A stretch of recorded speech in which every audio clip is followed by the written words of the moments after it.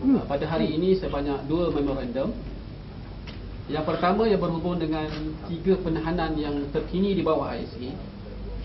Dan yang kedua ialah berhubung dengan tindakan kerajaan untuk mengkaji semula ISA.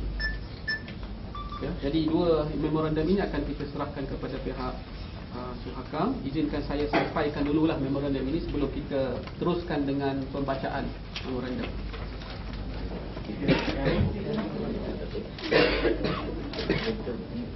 Okey. Terima kasih. Gerakan Masukan ISA GMI menerima maklumat tentang 3 penahanan terkini di Johor di bawah Seksyen 73 kurungan 1 Akta Keselamatan Dalam Negeri 1960, iaitu penahanan selama tempoh 60 hari untuk disoal siasat. GMI mengecam tindakan penggunaan ISA yang menafikan hak perbicaraan dan hak untuk membela diri terhadap 3 orang individu tersebut. Mereka adalah Saudara Agus Salim yang ditahan pada 5 hari bulan Mac 2009, dan pada hari ini, pagi ini, ahli keluarganya berada bersama dengan kita, iaitu ibunya Puan Kartem dan juga adiknya Cik Junaidi.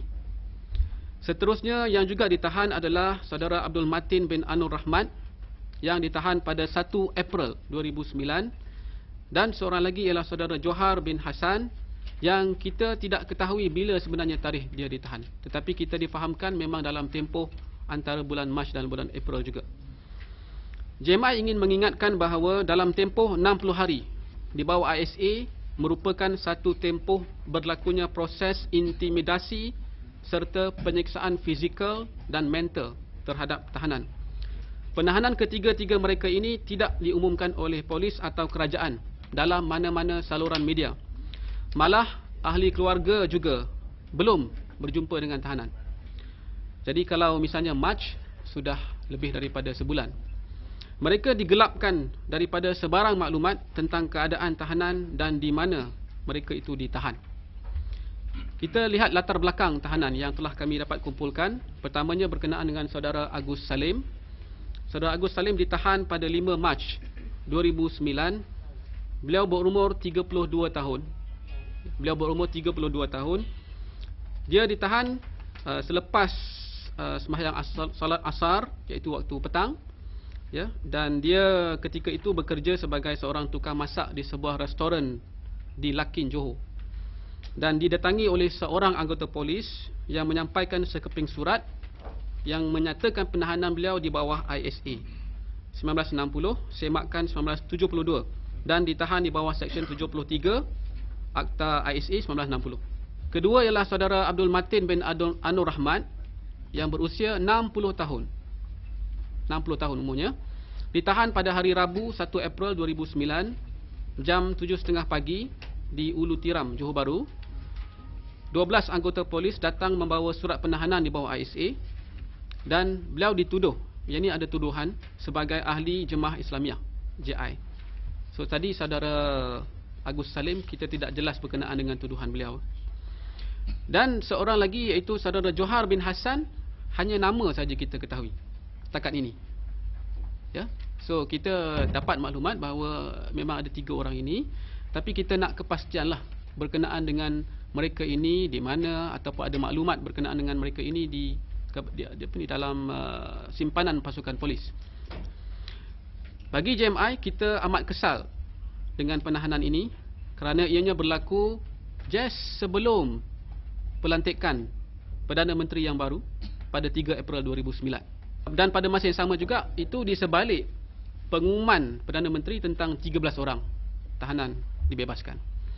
Jadi ini nampak, walaupun penangkapan ini berlaku sebelum, ya, maknanya memanglah sebelum Datuk Seri Najib menjadi Perdana Menteri yang ke-6, namun ini adalah satu bukti yang nyata di mana kerajaan Malaysia akan menggunakan ISA untuk survival mereka, dan apabila mereka rasa perlu, mereka akan gunakan.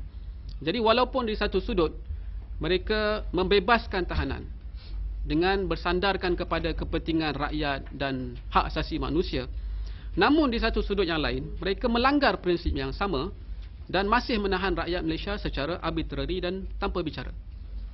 Jadi kita mempersoalkanlah kembali Selamat pagi. Assalamualaikum warahmatullahi wabarakatuh. Saya beserta ibu saya datang dari Indonesia. Kemari ingin menjenguk abang saya yang ditahan di penjara Malaysia. Saya mengharapkan kejelasan keberadaan abang saya, karena sampai saat ini sudah ada sekitar 50 hari belum tahu keberadaan abang saya di mana. Kami mengharapkan dari pihak keluarga supaya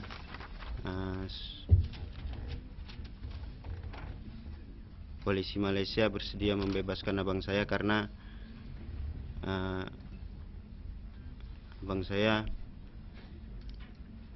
sampai saat ini belum tahu apa salahnya kan kasusnya. Ya mungkin kalau andai kata dia bersalah, dimahkamahkan supaya jelas apa kesalahannya.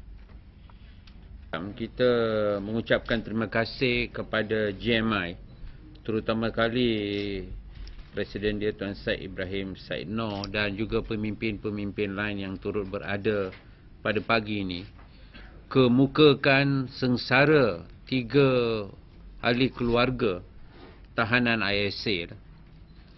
Bagi pihak Suakam, isu ini bukannya isu baru. Sebenarnya dalam mesyuarat Suruhanjaya baru-baru ini pun kita telah bincang tentang pendirian Suakam atas isu ISA. Saya ambil maklum apa tuan saya kata. Memangnya kalau kita tengok, berat mata memandang, berat sekali mereka yang memikul, keluarga yang memikul keadaan macam ini.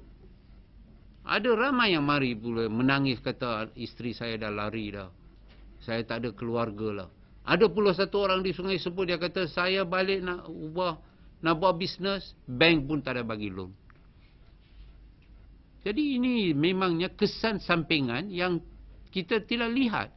Tapi kerajaan harus lihat ini sebagai isu kemanusiaan, isu hak dia, isu keluarga dia. So impak dia adalah amat serius.